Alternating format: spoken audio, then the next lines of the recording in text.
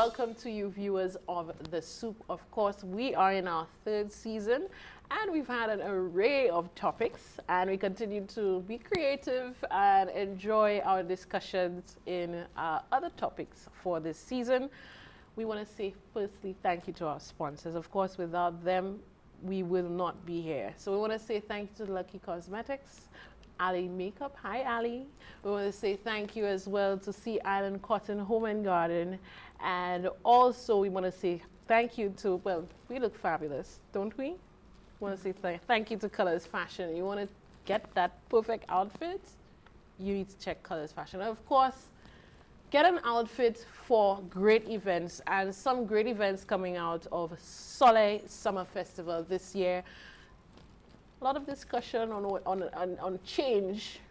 Some people adapt to change, some people don't adapt to change, but of course we have a guest here today for us to discuss. We have, it's going to be part one. We have different parts, of course. The festival is through a duration of months, and for today we're going to be discussing Roots and Soul Reggae Festival. And you will be seeing who our guest is quite soon. But before we do that, ladies, I want to say welcome to the ladies on set. Hey. We have Franny, Allison, Rochelle. Hi. Let me tell you, I feel so great to be among them. humbled. Thank you. Sweet. I'm honored. Yes. So far we've been having fun, right? Before we do that, let's a little chit chat of what's happening recently. Devastation of Dominica. Prior to that, we had seen that happen with Barbuda. And straight after Maria coming, we had Irma, we had Hussein, and we have Maria. Very active season. We're hoping that we're going to talk a little more about that because apparently there are machines creating these things. Oh, wow. Yeah. I don't know what conspiracy is that, but yeah, let's just talk about devastation in Dominica.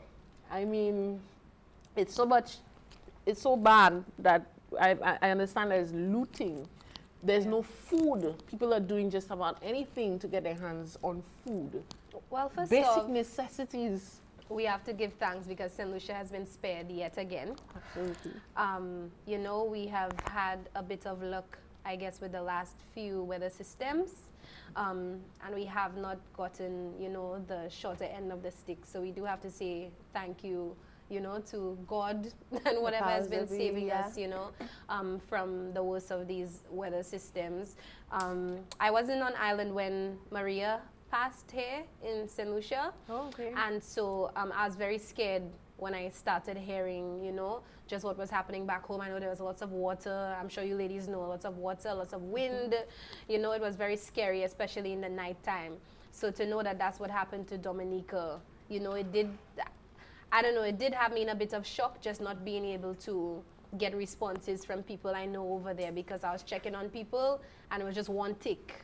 You know, so I was like, okay, maybe power is down for the day, and until you got the. Did you see the message from the Prime Minister? I did. Yes. And Prime that Minister was scared. Yeah, that was really heartbreaking. Really heartbreaking. When I saw it, I was like, wow, okay.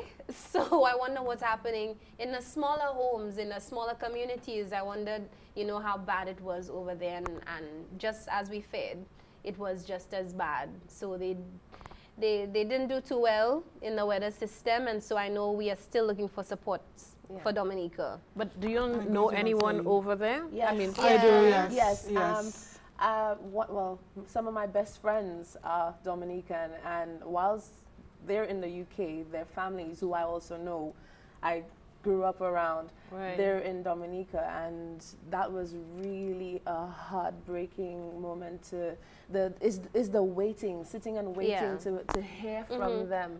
And you know, these people they're like literally they call them our sister island, but they almost want to sound like that couldn't be more true, you know. They speak the same language as us. They almost have the same accent as us and everything. And yeah, for me, it was really personal because, like I said, I know quite a few people from over there, and just not knowing what was going on, it was a real trip. Because when you hear these stories, you hear that person's died, you know, during the hurricane. You just hope it's not somebody that you know. It's almost like a really bad lottery. Yes. You know? So I know it was a bit scary. Other countries didn't get it as bad as Dominica, but I know persons from St. Lucia, there was a team. So James Ajoda from Wavemaker, he did go over there to get some footage. I know they did send some file footage to CNN and the other regional and international news stations. So at least finally we can see what's happening, and so persons can assist to get things over to Dominica. Wonderful. And we cannot overemphasize the fact that they do need the help. Yes, they We do. heard it from the PM himself. Yes. And for those of us who have friends, family, loved ones over there, we have not heard from them, most likely. And we've seen the photos for ourselves, so we know just how devastating it is. So we cannot overemphasize the fact that they need the help. And so whatever you can give, you do not need to have a large income or what have you in order to provide. So whether it be food, clothing, whatever the supplies are, give that. Some people prefer to earmark it for individuals or families that they know, and that's okay. That is okay too. But everyone, I'm encouraging everyone to give all that they can. Yeah. Let us Now, keep remembering I understand that whilst we are doing the giving, and that's a great thing, we need to be very careful of who is the transporter. Right. Because we've heard the stories, yes, as well in the news. Somebody from over at the Red Cross, to ensure that you do your research and find out that this is a legitimate group. There's some fly-by-night people all of a sudden. Yeah. They're up and running, ready to collect stuff to take over to Dominica. And I understand that, you know, in some cases, this is what they call a rip-off. So ensure that it's legitimate people. We want to give, but we want to make sure that it reaches where it needs to be, where it needs to go. So and we know for a fact that there are people in any corner of the world who is always going to take the opportunity to profit off of the suffering of others. Yes, exactly. And we see it in the looting. We see it in the... I mean, people are hungry. There's no food out there. Right. And if the food is coming for everyone, and you're going to be the one to come steal it, for what? To go sell it? I don't know. I understand the supermarkets are there. There's nothing. No, nothing. There is if they're nothing. even standing. So people are it's in survival mode. I understand people are actually armed. Yeah. Armed, ready to raid vessels, coming in with food, etc. And I was, as we said before we started, I was just thinking of, boy, again, can we reach that stage? You said that can happen easily. Oh, like that, Very easily. That can happen easily. So people, once, yes, you may want to judge and so on. We have to also think that that can happen to us. That could have been us. That could have been us. We missed it by this. Yes, it could have been us. So we have to remember to always be sympathetic. But if there's one thing I think I need to point out, just in case you happen to wonder, you know, you want to help, but you don't know where to get started. I would advise people to go, you know, visit the likes of NEMO, the Red Cross. They've got these lists, and you'd be surprised to know what the essentials are. Things that you might think are important, they're really not. So I think you need to pay these people a visit and see what's really needed, and when you give, you give the necessary. I agree. Make sure in all what you're doing and all your goodness that, you know, good results actually come from it. You don't want to know that, you know, what you do is wasted. Exactly. So, yeah. So it's not all bad news. No, thank God. You know, we do feel for our sister Isle. And so hopefully, you know, enough of us can reach out to them and help them out in Dominica. And we hope that you, the viewers, you do your part as well. Reach out to the soup and let us know if all your family and friends who were affected by the tropical, by the weather system, by Maria, if they're actually safe and what do they need, so that you know how we at the soup can help you out. Now we have to take a break. All right, we'll come back on a lighter note. All right, we'll come back to speak to our special guest. I'll not tell you who just yet, but you have to keep it tuned to the soup and you'll find out in just a little bit.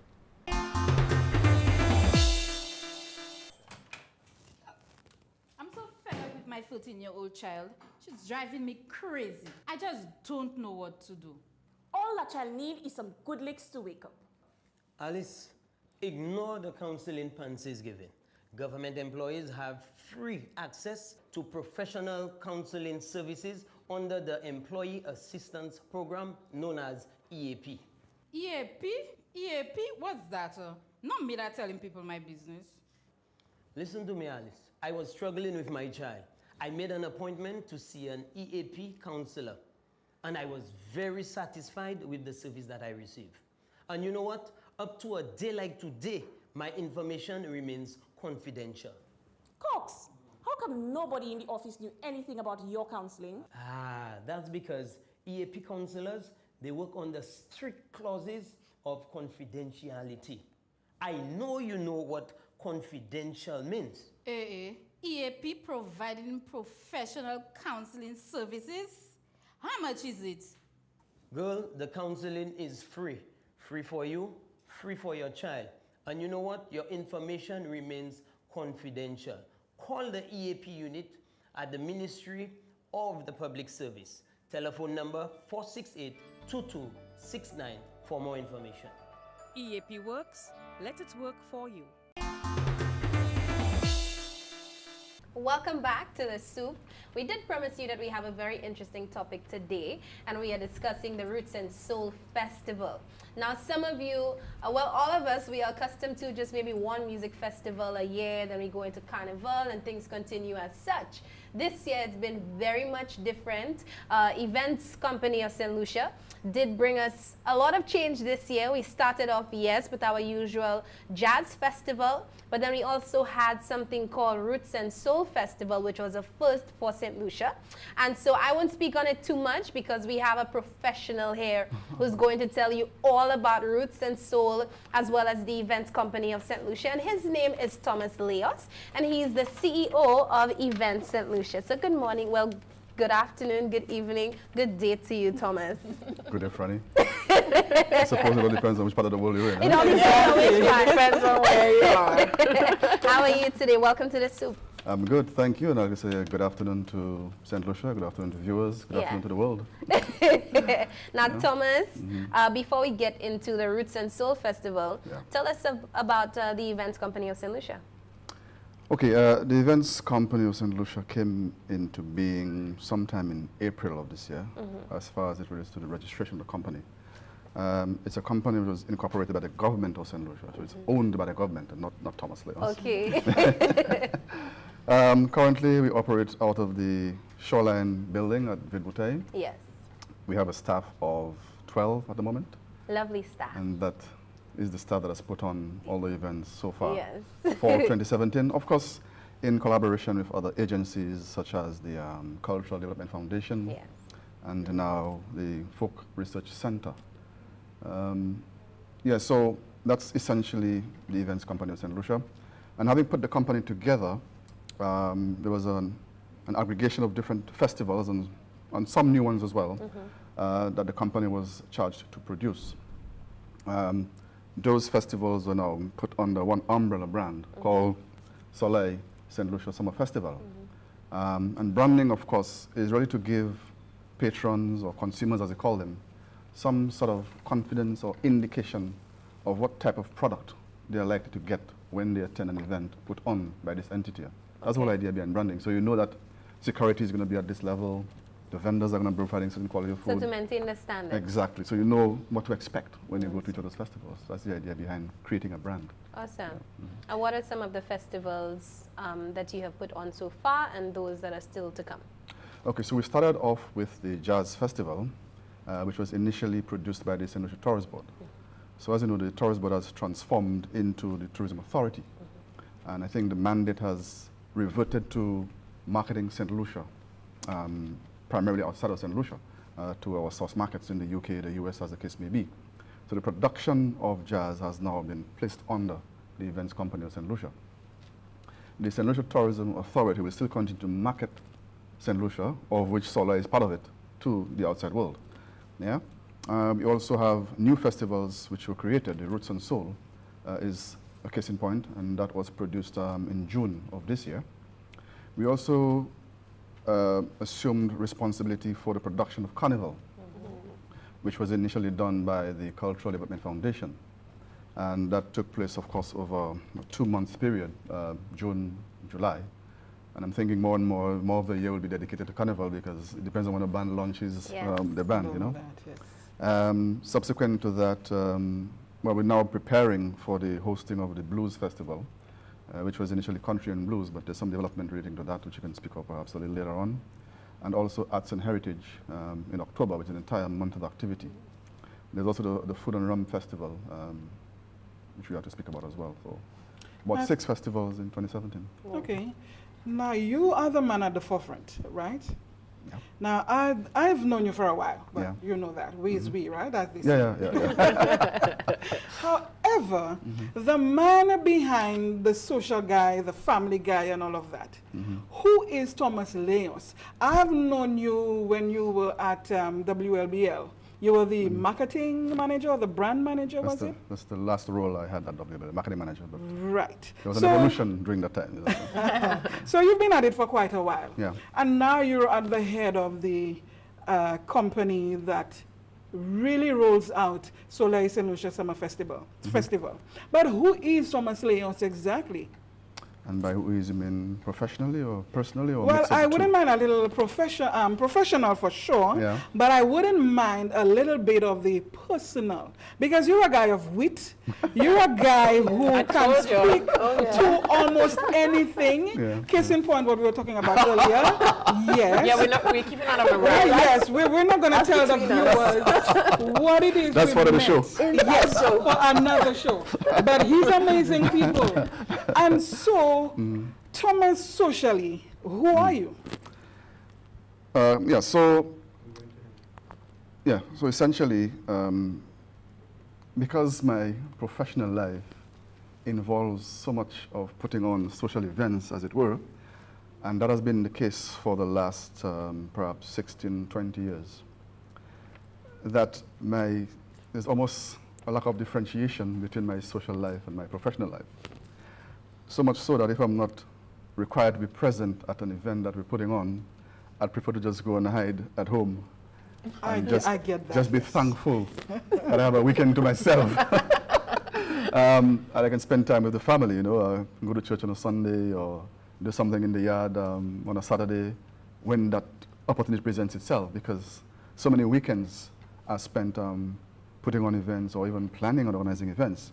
Whether it's now with the events company of St. Lucia or prior to that with WLBL. So what are some of the things that are dear to your heart? Family is very important. I'm from a family of, well, my family of orientation is a family of 8. So eight of us, siblings plus parents, so 10 in total, immediate. I'm the last of the lot. You're the lady. Yeah, and I've always been described as an accident because my parents had seven children, and it took 5 years before they decided they wanted to have a last one. You know? So I was well thought of and well planned. You know. Also, you're not an accident. Well, it's not normal that you have a 5-year gap between the last 7th child and the 8th one. You know, it's kind of unusual. Right. Usually, maybe it's the 1st and the 2nd. So my parents are thankfully still alive. They're both 85 years old, octogenarians. They live in the south of the island, so it makes it a bit more difficult sometimes to connect with them as often as you'd like to. Yes. But that's the end, yeah. But I've also inherited a family, the family that I created, so to speak, with a wife. And her family is pretty close to where we live, so there's a lot of connection that takes place within that family that we've created, so to speak. Yeah. So you're almost, we can say you're accustomed to crowds. Yes. Yes. From the beginning. Although I do enjoy, like I said, retreating sometime Yes, and you're accustomed. reading a good book or just being out there in the garden and just. What do you like to do in So the I garden? want- Very quickly, what do you like to do in the garden? Well, I like the harvesting part, you know. And if you look at perhaps some of my social media pages, you'll see pictures of a banana tree blooming and so forth. But I also enjoy doing a lot of stuff around the house. I'm a DIY kind of person. So the routine plumbing stuff, the routine carpentry stuff, the routine So in your next painting. life, I does that practically painted my mean- entire house, you know. So yeah. So in your So next enjoy life, that. does that mean that myself or somebody else could look to you as the perfect husband? Or are you already a perfect husband? I think my wife Well, would say that's that what I I'm am getting. already. Oh, his wife says. And I know his that- wife, and she would agree. I with him that know yes, his wife as well. yes, yeah. she would agree. So that's what I'm saying in the next life, because right now you cannot touch. So let's stick to this life. Let's save Thomas's life here. Thomas, let's get back to the Roots and Soul Festival. Yes. Tell us what the Roots and Soul Festival brought this year. Because, you know, some persons were very nervous about it. Yeah. It was a first, and some persons did think that some of the artists could have worked on a jazz stage, etc. So you tell us what you thought about the Roots and Soul Festival. Yeah, so like I said, so let's go back to why the creation of the Soleil Summer Festival. Right. So the whole thinking was to disaggregate all of these different genres of music in this one festival, which was called a jazz festival, but essentially was a music festival because you had R&B, you had jazz, you had reggae, you had zouk, you had soca even, in that one festival, jam-packed into a 10-day period. So the thinking was to disaggregate the different genres as much as possible and create separate festivals of their own. So jazz, let jazz be jazz, and maybe a little percentage, but not too much, of other genres of music. So 90% jazz, I would say, as opposed to what obtained before with a very good mix of other genres. So one of those was roots or reggae and soul music. There was also a country and blues festival, which is happening now as we speak. So that was another component pulled out, although there was not much country before. But there's that large population in St. Lucia that enjoys all the St. Lucia's like the country dance, and like it or not, it's part of our culture. We've been doing it for decades. You know, so that was the thinking as it related to putting on these concerts. But you also had these other cultural events that were taking place that were produced by different entities. So you had the SLTB doing jazz, you had the CDF doing carnival, you had FRC doing Jeune Creole.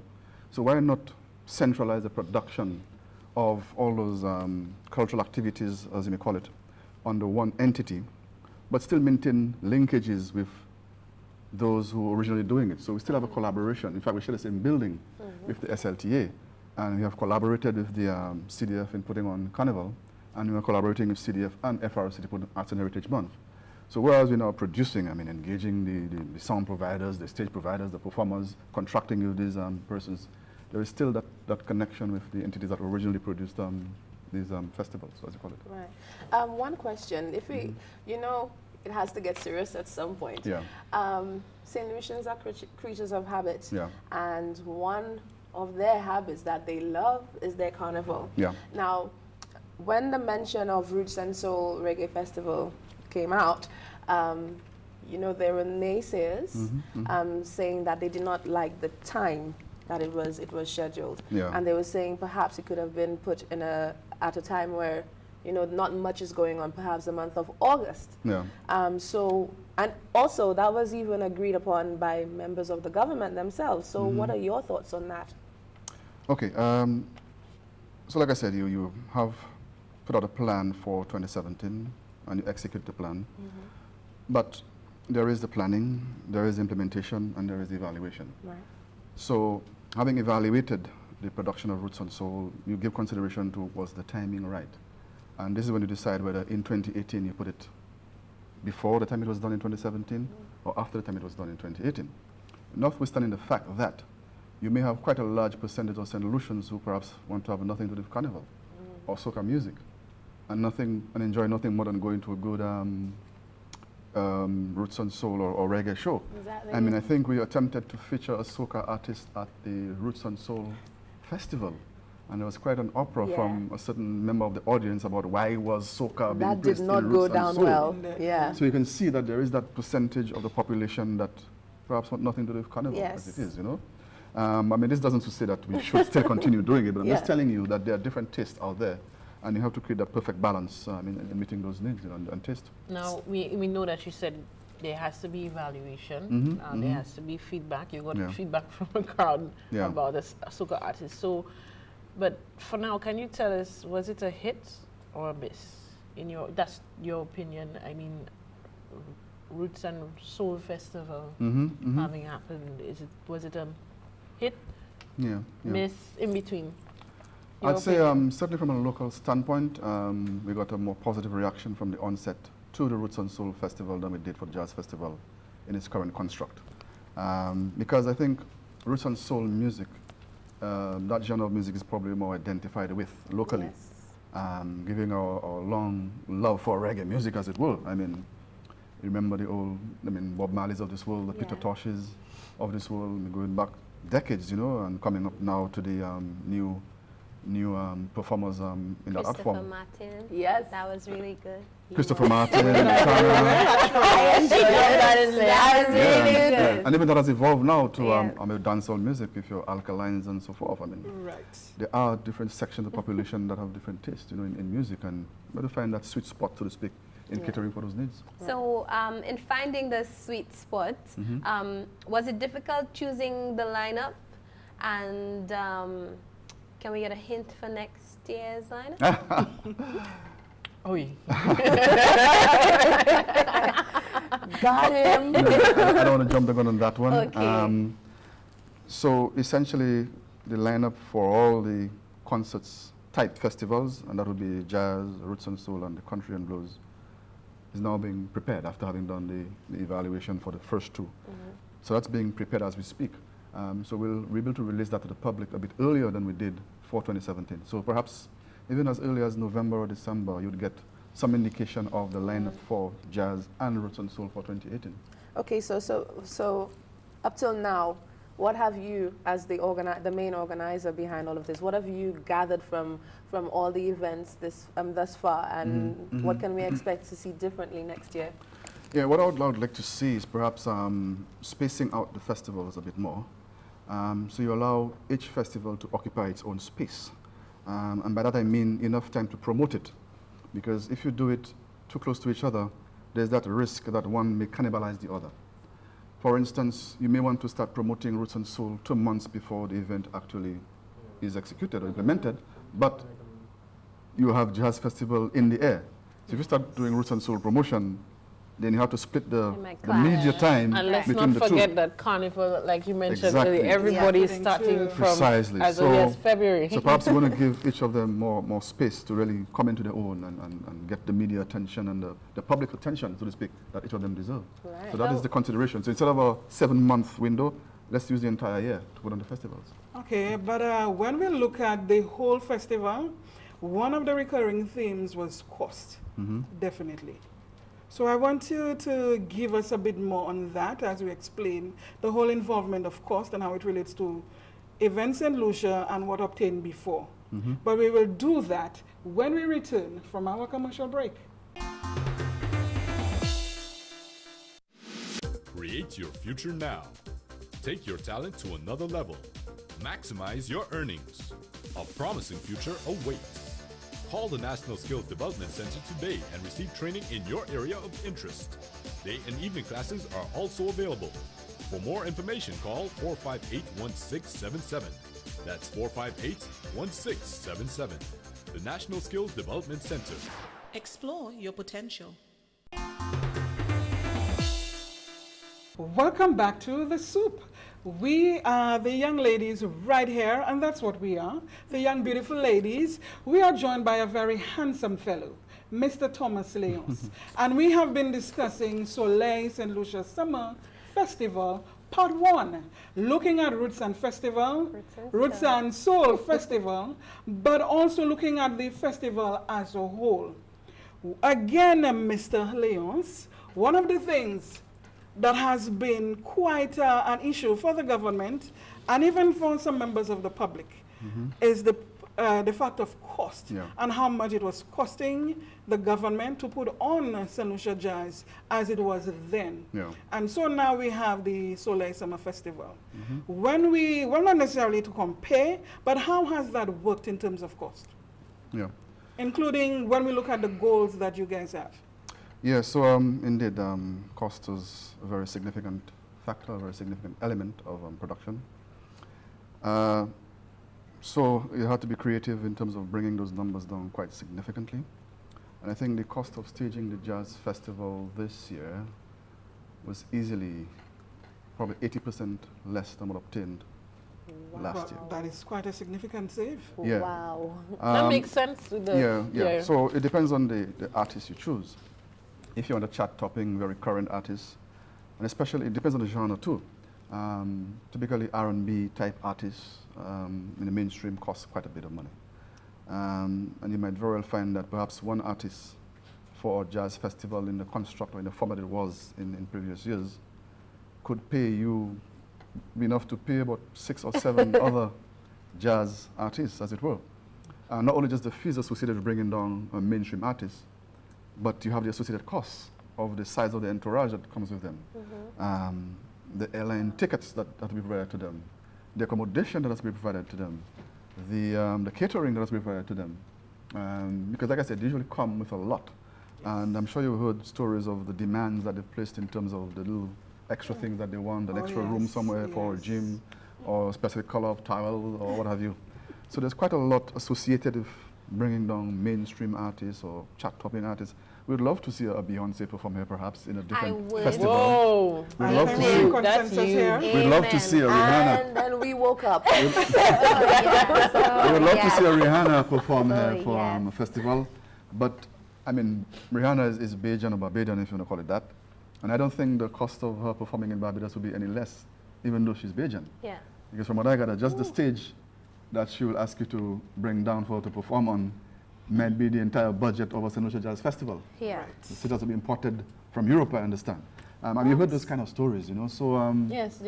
Yeah. So the production of the event production cost, has been quite significant in previous years, you know. So, from the perspective of artists, your lineup this year did feature a significant amount of St. Lucian artists. I don't want to call them local. St. Lucian musicians and artists.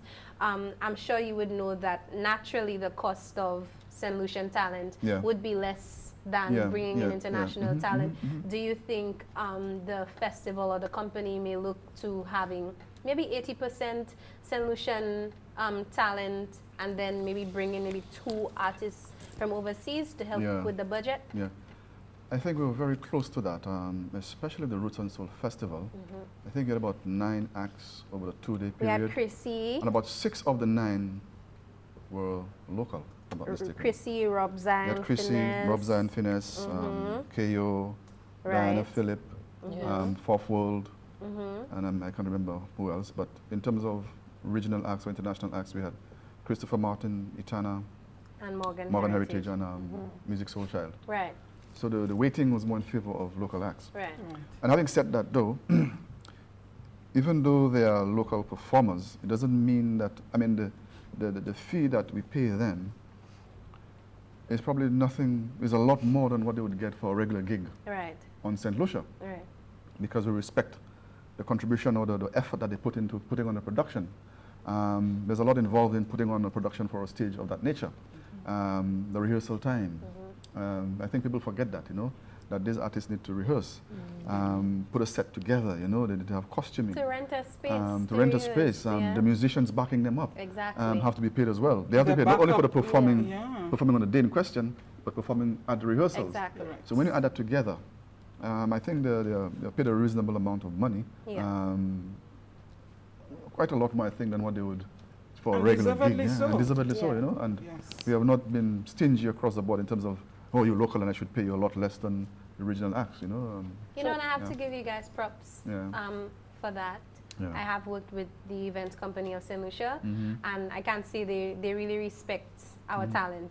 As St. Lucians, they respect the craft, you know. Dressing rooms are almost the same standard. You are the same everything. What's the plan moving forward? Of course, I as well like to use homegrown talent.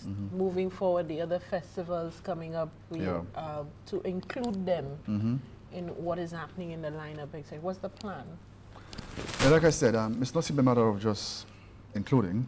You have to be ready to be included, so to speak. That is true. Because you're exposing yourself to a global audience, and you want to make sure that you present yourself at a certain standard. We've had newcomers on the scene. For Roots and Soul, we had Diana Phillip, who's been a background vocalist for quite a number of years and still does it every now and then. But she was thrust into the spotlight for Roots and Soul, and I think she did a fantastic job. With the weather, it was very rainy that day. She did do a fabulous job. K.O., I think the last time K.O. performed on a stage at was with Sisterhood many decades ago, I think. But he really came into his own and had his own spot or own spotlight on that day in question. I think he put on a show that could rival that of any performer regionally or even internationally. And I remember walking into the Pigeon Point during the time of Michael Robinson's performance for jazz. And I had to look twice and remind myself, hey, this is Michael Robinson this performing in is St. our Lucia. own. I mean, the whole set, the whole way it was put together, the lighting, the music, the wardrobe, everything. Like they say, home have. Yeah, and Chrissy, the same thing obtained for Chrissy, in terms of the whole production of her set. You know, I mean, I remember from the time we engaged Chrissy, she was concerned about the lighting. What time of the day am I performing, Thomas? Yes. Because that influenced the lighting production. Yes. So it shows you that the more they get exposed to events of that nature, the more they're able to develop their craft. And we expect that to spill over and that they probably pass on that knowledge to other musicians or other performers in the various genres, you know. You said something, and well, you and I have had a one-on-one prior to this, and you know where we're coming from, that the artist has to be ready. It's not a point of, well, I'm local, and you should expose me, that the entitlement that you need to ensure that you are at a certain standard, that you are at, what are some of the things that you EventsSlu is looking for, and what should artists be ready to give? Yeah, so I think I remember telling you that I received an email from a performer who was interested in performing in 2018, but I got his email in 2017, in February, and I've not forgotten that email to this day, and I remember the performer's name. But we've had local artists walking into my office saying that they want to perform, and I probably have forgotten who they are. It's all about the portfolio. How do you present yourself to the person you're asking to buy your service? You're telling me I'm a performer, I'm good, and I want you to buy the product that I want to sell to you. But why should I do that? So who are you? Where have you performed before? Do you have a list of where you performed before? Do you have reviews on these performances? Do you have videos perhaps that I can watch because I may not have been there at the time? So that's essentially your portfolio, and photographers would know that as well. You're a photographer, where are the pictures that you've taken? So I can assess that you are a good photographer, but you're just telling me that you are. So I think in terms of putting a portfolio together, putting a product together for presentation, not only to myself, but perhaps to other entities out there in the region or internationally, that, hey, I am good, and here is why I am good. You can see it, here is the evidence. Then I'll be convinced to purchase the service, because in the end I have to now sell that to a St. Lucian public that expects a certain standard at a Roots and Soul festival or a jazz festival or a country and blues. Also expecting a certain return as well. So but it's quite a lot has to happen in the background in terms of the preparation for getting on that stage, you know. So it's not just a lottery or mini more. You know. Do our artists get that? Just quickly, do they understand that some. This is not a case of entitlement, that because I'm St. Lucian, you have to give me the chance? I think quite a lot think that way. But I'll say for those who perhaps have not broken onto the scene locally or regionally, try and see if we can get some tips and some knowledge from those who are practitioners in that field right now. And we have quite a few artists who travel regularly to perform on the regional stage and international stage. Why are they successful? Why are they being requested? What is it that they need to do to get the attention of those persons out there who are looking for artists or persons to perform on their stages? Okay. If we could go back to talking about money, let's talk returns. If we could even make a comparison to the former jazz festivals and what we've seen so far from Soleil. How much has St. Lucia benefited from this festival so far as compared to how much we used to get from the jazz festival? Let's put it this way. I think if you were to produce the jazz festival over the last 25 years as a private entity, and based on the cost of putting it on, you probably would have stopped after year 1 or year 2. The jazz festival has never broken even, I think. It has not been designed to generate revenue for a private promoter, as a private promoter, at the gates. You know, I think it goes beyond that in terms of the economic impact of putting on the festival. I think we're having a discussion about the Creole Festival a while ago from Dominica, and why that may or may not be a good thing to transplant it. So the gate research is a very minor component of the festival, and that is never enough. I think I did some calculations recently, and based on the cost of putting on the festival, you may have to charge probably somewhere in the region of 500 plus EC dollars just to break even at the festival. But like I said, the impact is really in the persons who are coming in. They will be required to stay at hotels. They will probably rent a car to get around or take a taxi. They will need to eat food whilst they're here. And they may want to see around. Yeah. So you get the benefit from those persons coming in, whether it be for the jazz or roots and soul or carnival, as the case may be. And you have more and more persons coming for carnival as well. Yes. I think the benefit of that is growing. But even in putting on the festival, we have to engage the services of security companies, a production company, and we have one now I think is of international standard that we don't have to bring in from the US as obtained for many years. Your vendors, who else we have providing services, the media houses that advertise. So a lot of different entities are touched by the production of these festivals, and we have this money circulating in the economy and spreading out to all the persons who are employed with these entities. And that is how the benefit is And not just for one time in the year, it's for and now, it's not concentrated longer. in a 10-day period, but you have it in May, you have it in June, you have it in Carnival, June and July. Now you have it, so you spread the benefits throughout the entire year. So I was able to eating once, and now you figure about where am I going to eat? That's what I don't understand from the naysayers and persons who did not look into the intricate details of the festivals. And I keep saying, okay, yes, so you're looking for it to flop. Okay, you're looking for this to just not be successful, to prove your point, but you're not considering all the persons who are, being affected by this. It does hire a lot of people, and it puts bread in a lot of people's pockets just by... Not once, but 6 times. 6 times in one year. Quite possibly more. Quite possibly more. But you know, despite what the naysayers are saying, would you say that there is room for a Roots and Soul festival in St. Lucia, based on what you saw, the feedback and the reactions from persons? Would you say there's a space for it? Oh yes, I think so, definitely based on the reaction we got from the population when that was announced, and certainly when the lineup was announced. And also, one of the key source markets for attendance to our festivals is just across the water, that's Martinique. And Martinique has been the primary source of visitors for the Jazz Festival as well. I think visitors from Martinique have outstripped the other markets, US and Canada, the UK, perhaps as much as 5 times. Because that's Europe right on your doorstep, essentially. It's very easy for them to get to St. Lucia, hop on a boat and come across. And they provided significant numbers. And Martinique is in love with reggae. I mean, Martinicans are in love with reggae. And that was evidenced by, I think, the attendance at the Rise Up show that took place in Soufrière around Easter time. And also, Roots and Soul was also heavily promoted in Martinique. We did produce an ad in French. We had entities over there selling tours to St. Lucia for Roots and Soul. So there is that market out there that we can continue bringing in, not just for jazz alone, but for jazz, Roots and Soul. And they come in for Carnival as well. We had a group from Guadeloupe here for our Carnival. So they come in, they're very attracted to the festivals that we're putting on. And we want them to come throughout the year, not just 6 times a year. Not just for jazz. Awesome. So as we look forward and we see the jazz, I think it's the Arts and Heritage Festival that is coming up.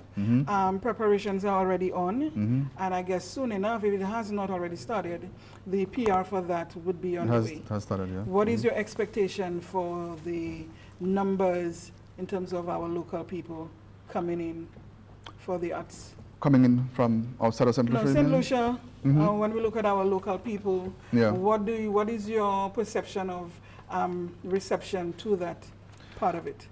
Yeah, I think, well, certainly there's been a lot of interest and focus on the end of the month activity, which is the Journée Creole itself in the various communities.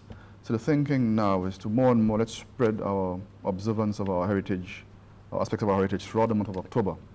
So in the early parts, or certainly in the first year, I don't expect massive turnouts at the events. Most of them are small, intimate events happening indoors. So I don't expect a huge turnout, but I expect Journée Creole to be massive, as has always been the case. As always, yes. Okay. Well, I think based on the comments that I've heard from people around, friends, family, and again, the industry that I work with, and when you look at the various people that you meet, you had both sides. But I think, at least on my end, I got more positives than negatives. So as we move forward, it is my hope that the summer festival ends on a fabulous note, but that as we move forward into 2018, all the little things, the medium things, and even the big things that were not great can be worked on, will be worked on to have an even better summer festival for 2018. Yep. Thank you very much. And talking about things ending on a fabulous note, we have come to the end of our time here with Mr. Leos. So on behalf of these lovely ladies, I'd like to say thank you so much for joining us here today. And this man knows his stuff. We had a really good time here with him today. And we're looking forward to spending more time, having another sit down with him in due time, perhaps. So ladies and gentlemen, with that said, I know after that information bomb that's been dropped on you today, you need to go refill those glasses. So wine, juice, or soup, whatever it may be, go replenish and come right back. We'll be with you in a few moments. As communities, we have a role to play in ensuring that abuse of women and children in the home gets reported. When violence in the home is seen as a private matter and communities turn a blind eye, tragedy sometimes follows. It doesn't hurt to help. Find out how you can make a difference. For more information, call 202, the Women's Support Center.